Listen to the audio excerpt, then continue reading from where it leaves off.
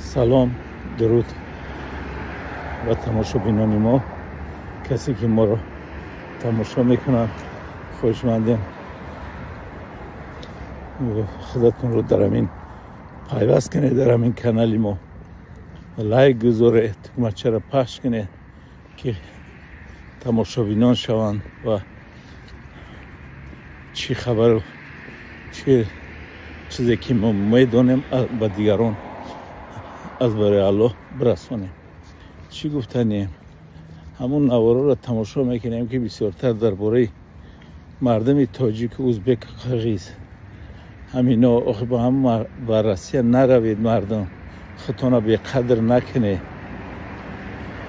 همون وطن خود مونده بیسته، در همونجا کار زندگی کنه. یک دهنون هم که بیایی وطن بهتره. به خدا اگر مثلا برای نخو که آدم برای یه مردی کاری خیزه روسیه بروه و یکون کاری مثلا به مردی کاری باشه، مثلا کاری همین چخیلی که دیگران میکنن، مثلا کارای دست در کیسه، کارای سبک جای گرم، همین کارا دا برای مایلش که شما مثال کاری سبک های مثال پولی بسیارتر میابی مبلغ، به همین خاطر با کارای مردی کاری رو و چین نروید، بهتر است. باور کنه هم خودتون به قدر میکنه، هم مردم تاجیک هم برای همین پیش های رفتن یا مسیحت پرسی یکان آدم میفهمیدگی هر چند اگر خطا دانا بگیرید باید به کس بپرسید، به خاطر که هیچ وقت همه چی را نمیدونید.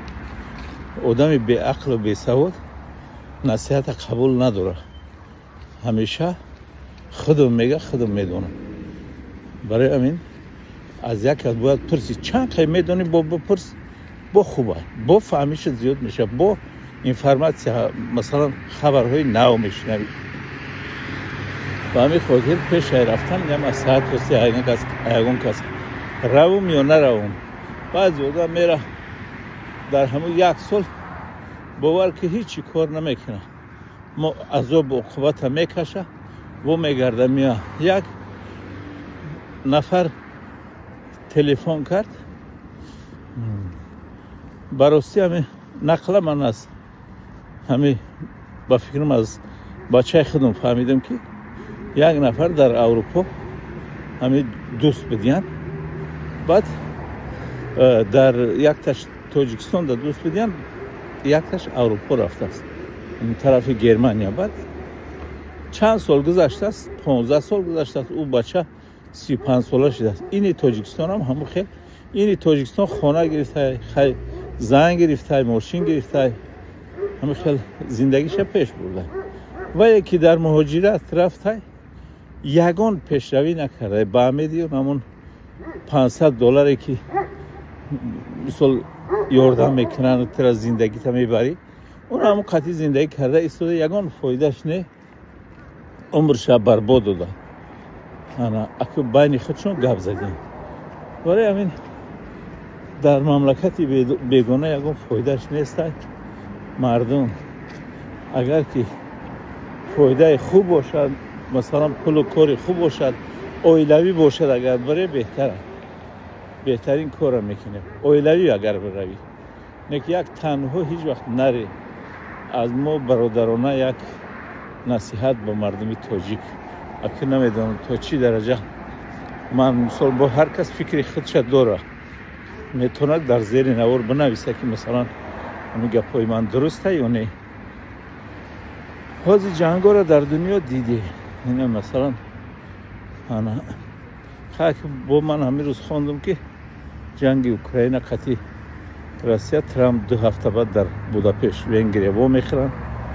نامعلومه که چیگه میشه، من باوری ندارم.